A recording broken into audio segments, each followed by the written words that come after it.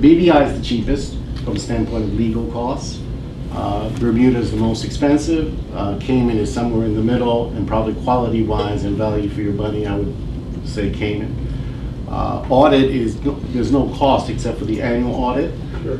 If you have one of the big 3 or 4 do it out of Europe, they're going to be charging you, assuming you have somewhere between $100 and $1 billion in assets, as we did, it would be between 10 and 20,000 euros. The lower end is if we gave them the master, the 2 feeders, plus a couple of other vehicles, SPVs that were involved. So there's a group discount, obviously. And what was the other? Administration runs the gamut. Right. The only other thing I'd say on costs, and I don't want to get I'm not giving you a quote, but Cayman will be a fraction of some of those figures that we've just talked about. Having said that, a well-advised US manager should be talking to onshore US counsel probably before it comes to Cayman, because you've got a bunch of, especially now, because you've got a bunch of regulatory and taxation issues that a Cayman lawyer is not going to advise you on. But to get your Cayman fund product, it's it's a fraction of any of those figures.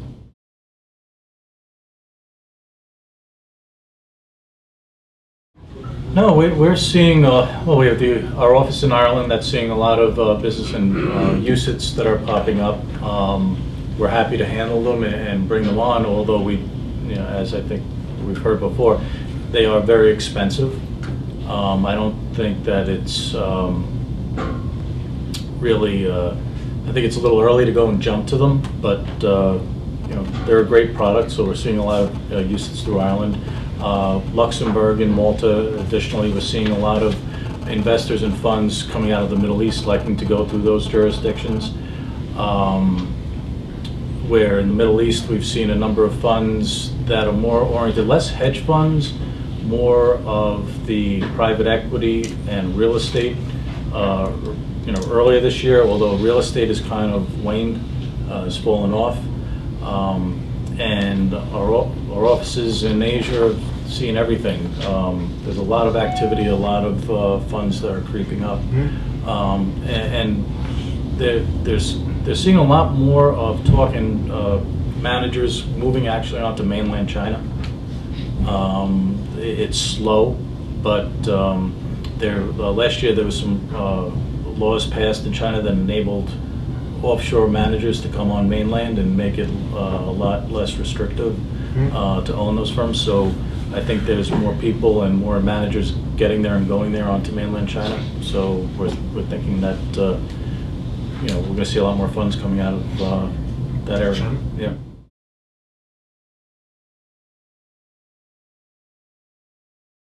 You've got this peculiar misalignment in Europe, where you've got the regulation coming from other than the place where the activities are primarily conducted. So the management is primarily in London.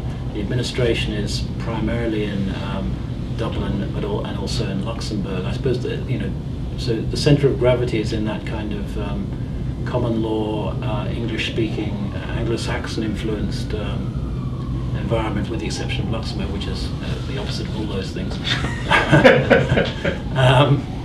But the regulation is coming from a kind of Franco-German axis, which is, and who knows what do they stand for? I mean, I don't know any German fund managers. I mean, they'd have got to me or close to me by now if they existed. I don't know any German investors in hedge funds. I know some German private equity investors. France is a little different. I have some clients who are on the investor side, but again, manages a tiny amount.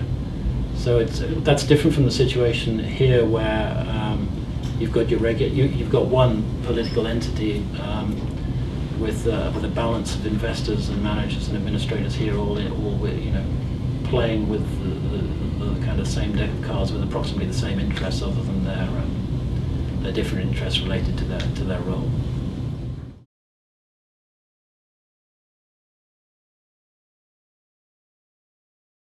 Jersey is a well-regulated, mature offshore jurisdiction. Service levels are great on the legal side. I mean, all the firms. very competitive market legally. But they don't have the euro in that Ireland and Luxembourg have.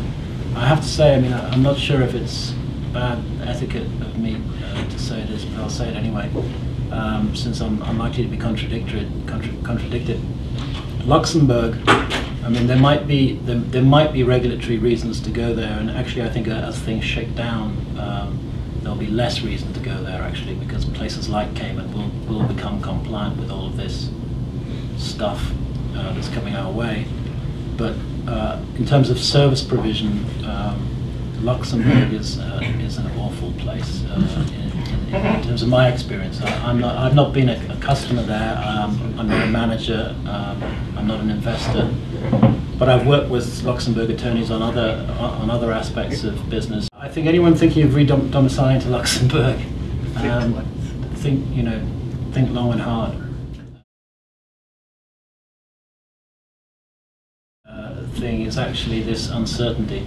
The sooner this European legislation is cast and finalised, provided it's in some sort of non-wacky form, the better, because Cayman will comply. I mean, there's been a history of Cayman being finished going back to the OECD stuff, tax information exchange 10 years ago. That was supposed to be the end of Cayman. It turned out not to be. They signed the treaties, they're implementing the treaties. It turns out Cayman business is not based on tax evasion after all, it's based on providing transparent vehicles where they're needed. I think the same thing will apply with fund domiciles. Cayman will comply with this. The sad thing, it's what happens to jurisdictions naturally over time anyway. They tend to become more sophisticated. Cayman never has lacked sophistication in terms of the laws. They're very adapted and very flexible, and it takes great art to leave laws alone when you fully understand how adaptable and flexible they are. It's not. It's the easiest thing in the world to make more laws and actually narrow opportunities.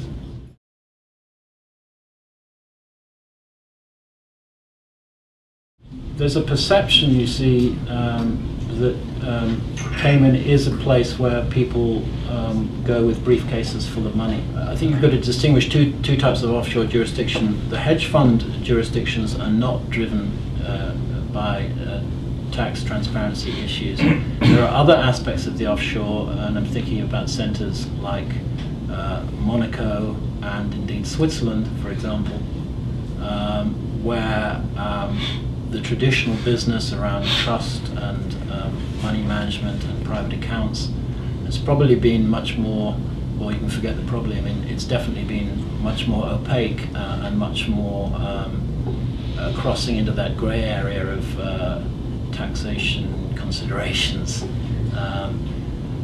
That isn't what we're talking about here, but in the realm of hedge fund offshore jurisdictions, I think there's a misconception in France and Germany that if they close the tax loopholes, which they've done, they will strangulate this business. I think on the contrary, what they're going to find is that in 5 years' time, when they've got these treaty powers, they've got the same powers to get tax information from accounts in Cayman as they have in Frankfurt or Milan or Paris or wherever it is. Over time, that's going to work for the offshore jurisdictions, because it's going to be harder for them to be painted into this corner of being shady places, dirty money, maybe some terrorism money there too, God knows what, there's no end to it, how terrible. It's not, it's going to be so transparent, the transparency is going to work for us.